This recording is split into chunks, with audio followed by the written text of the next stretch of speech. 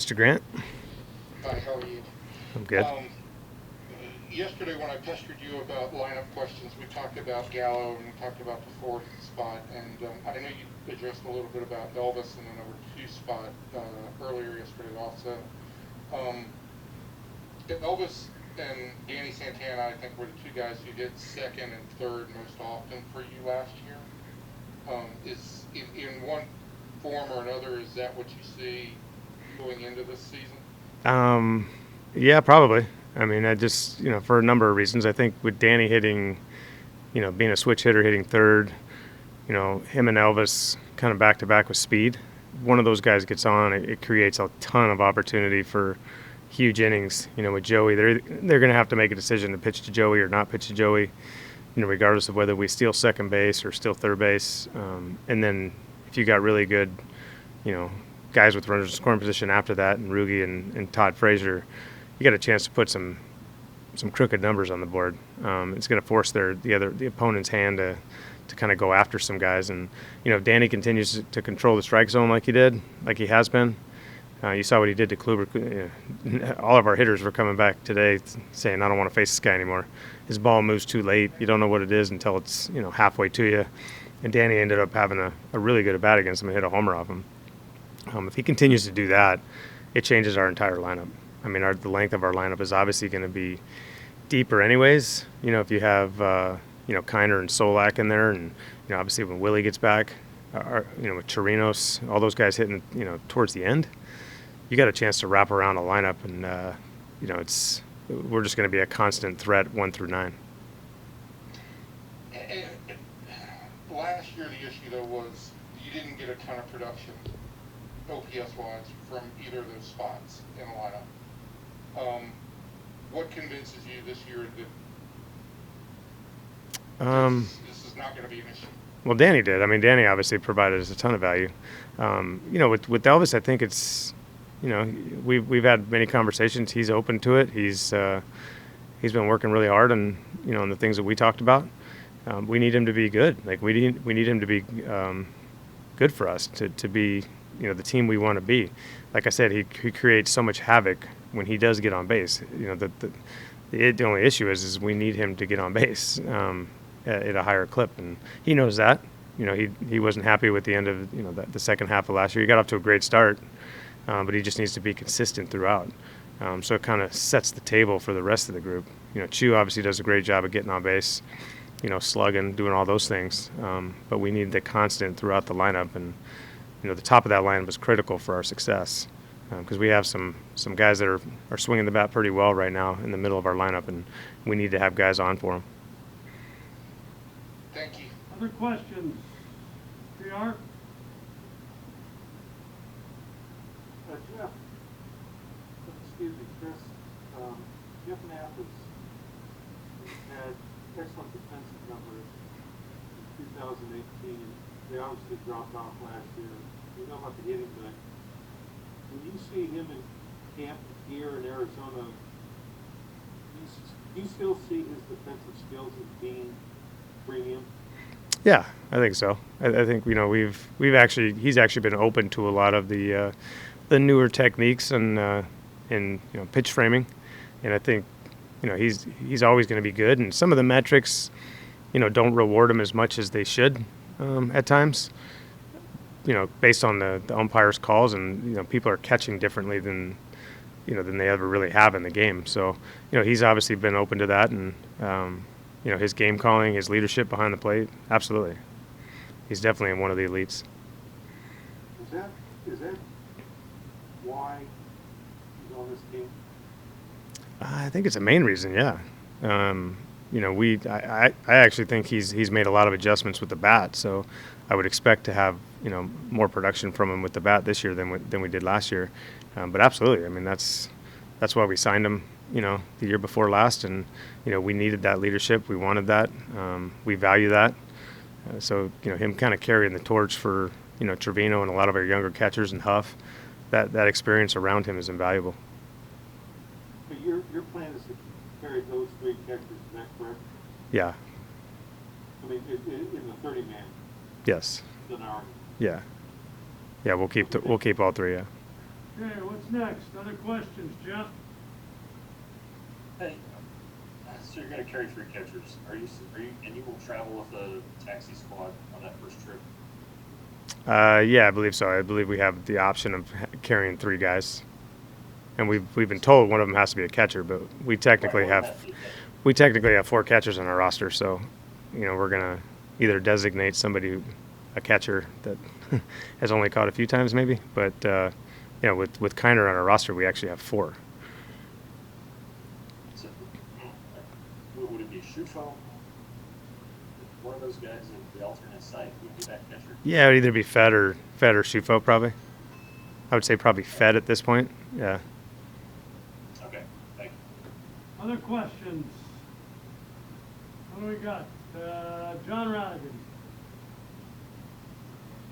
Hey, Woody, so it's no breaking news that Corey Kluber is so unflappable out there and seems so cool. I just wonder, it's been 15 months since, he was pitching at the highest level, and does it look like to you, from what you've seen both in spring and in summer camp, he is back to that level? And you were talking earlier about that late movement and that sort of nasty stuff. I mean, is he back, you think? Yeah, I think so. Physically, definitely. I think, if you talk to him, I think, he's in a good spot with his arm, with his body. Everything feels, as close to normal and what it used to feel like.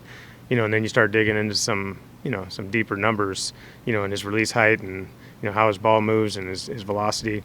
Everybody's velocity kind of goes down over the years, but his stuff, is very similar to what it was, 2 or 3 years ago. His release height has gotten higher, which is what we wanted. He has a tendency when he drops down, his stuff gets flat. It doesn't have that late, bite. It doesn't have the depth to it. So it does right now. And today was probably one of the better days that we saw with that data, which was very encouraging. And you can see by the results, a lot of these guys just come back scratching their head because they couldn't see it. It's like the ball's, like I said, it's like 2/3 of the way to him, and then it just darts left or darts right, or so it makes it a really tough at bat, and I'm really pleased to see that right now. And that whole ice water in your veins kind of attitude that he's always had, I mean, that obviously isn't necessarily something every pitcher has, but it can really be helpful, when nothing bothers you when you're out there. Yeah, he doesn't. I feel like this whole situation doesn't change with him at all. Like, he doesn't really get bothered by fans or, by noise or anything. I mean, it's just it just seems like it's just like tunnel vision. It's the same thing as it normally is for him. Honestly, the experience that all these guys have is critical for our success. And this is going to be a weird year, but we're damn lucky to have those guys as our starting 5. What else? Chris? Are you confident that Willie Calhoun can possibly, or I want to say, do you think that Willie Calhoun will be on the roster opening day, or do you think he's going to end up making a trip to the 10-day IL? No, I think he will be. I think he's, kind of forced our hand in that. I don't know if he's going to be ready to, obviously play left field or even DH opening day. He may be shortly after that, though. We kind of have him penciled in for Game 2 to be ready. After we want to make sure he's fully healthy before we do anything like that. We need to see him run the bases. We need to see him run, obviously, a little bit more. He feels good running right now, but we need to see the intensity for a few days to make sure we're clear of that. And that kind of puts us on schedule for day 2 or 3 to actually get him out, for a full game. He may be ready to pinch hit or even maybe ready to DH Game 1 or 2. Okay. So, how does that impact your decision or the decision making of any other outfielders that might or might not make the team? I guess this is your opportunity to give us any Woody bonds. You stole that from Evan. He's smiling under that mask, I can tell. Yeah, it's definitely going to affect somebody. Clearly, somebody's not going to be on the roster that would be if Willie, wasn't.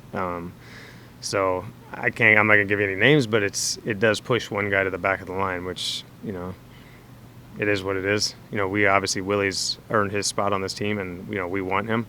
The rest of the guys, you can see today, they came out swinging, so everybody's trying to make a late push to be on the roster, and I applaud them for that. So probably in the next, obviously, day or two, because we have to make a roster.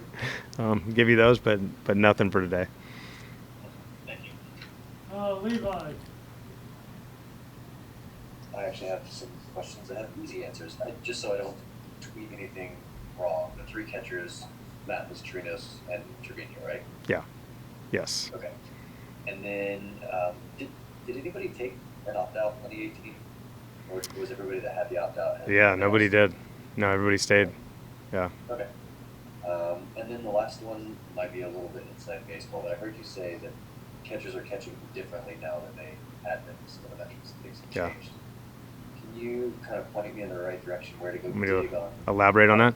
I think it's just more of the technique in catching. If you look at back in the day, it was, a lot of catchers would just stick their glove. And there's a lot of catchers you see kind of moving the ball towards the middle of the plate, whether it's going this way or going up. A lot of them are going up. They're trying to steal that low strike where they're catching it as they're moving their glove upwards.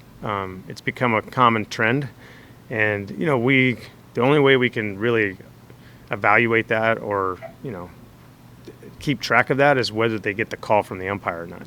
And, Jeff Mathis a couple years ago was one of the best in the league at getting borderline pitches into strikes. Last year he kind of fell off because he's not doing the same technique that everybody else did. He's still kind of going, he's going by kind of the old school technique of just sticking the pitch. So, he's obviously learned. He's not manipulating the ball, 20 inches, but he is moving the glove a little bit. And it's a timing issue. Like, catchers are working on it. It's something that, it's pretty widespread throughout the league if you look around. Like, a lot of people are teaching it that way. We teach Hector's done a great job at kind of implementing this throughout our organization, especially our younger catchers, to get them to understand. It's not, it's just if you can get those borderline pitches that should be strikes or, just off or just down into strikes, we know the swing counts. We know how valuable it is to get a strike and a 1-1 count. We have all the numbers, so if we can steal those, I wouldn't say steal them, that's a bad word, but like if we can get those into strikes instead of taking the glove down back up and having it called a ball, it's critical. So I think Jeff has been really open to that, and he's one of the best receivers, of our generation. Like, that's why he's played so long in the big leagues. So I don't want to, think that he's not doing things well and this is the first time. He's obviously been an elite catcher for a long time, but this is something that was a little bit new to him. Thank you.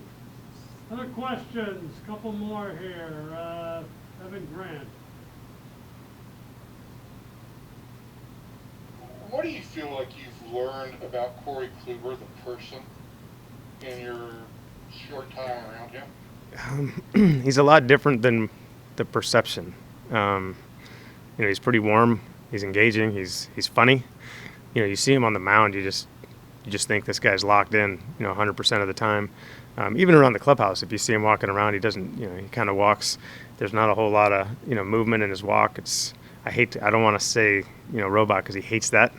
He hates the Klubot, comments, because he does. He has a really cool personality. He's funny. So it's really cool to meet a player that you don't know what they're like until you kind of peel back the layers a little bit. And he's a family guy, loves his family. We obviously are very similar in that regard. So I guess I plan to learn a lot more about him because it's pretty deep layers to him, and I want to find him. The other thing is, what's it going to be like to see another uniform? Yeah, it's going to be nice. To be honest with you, it's going to be nice. I was talking to Joey about that a little bit. We've done a really good job at getting prepared to this point. We got 2 games left against the Rockies, and then we go. So, guys are ready, but I guarantee you when that other uniform's on, it's going to feel a little bit different. There's going to be a little bit of a spike in, adrenaline, energy. I think we've gotten as much as we could get out of this situation. Probably more than I anticipated, to be honest with you. With everything we can do in an inter-squad game, the base running, things that we were able to accomplish, the defensive things we were able to accomplish, holding runners, putting ourselves in situations was fantastic. I almost want to do that every year, but now it's time to, all right, we got that opposing team. Now we got to go kick somebody's butt, and that's the mentality that our guys have had, and we can't wait to not have to do it against our own team. We get to do it against somebody else. And is it, does anything change given the fact that you'll face this team to start the season and that you'll play them, I think, like 6 of the first 12 games? So does the exhibition game become any different? Yeah, we're going to take every first pitch and we're going to not steal it all. That's what we're going to do. So that way they think that we're not going to do anything. We're going to totally not give away any of our secrets. No, I don't think it matters. I mean, listen, if we have to play the Astros 19 times in a normal season, it's not like we hold back in games 1 or 2 to set up games 17 and 18. You know what I mean? It's there are certain things that I'm going to tell our players not to do, when it comes to giving away too much. But overall, it's like, we need the pitching and we need to get the at-bats to prepare for a season.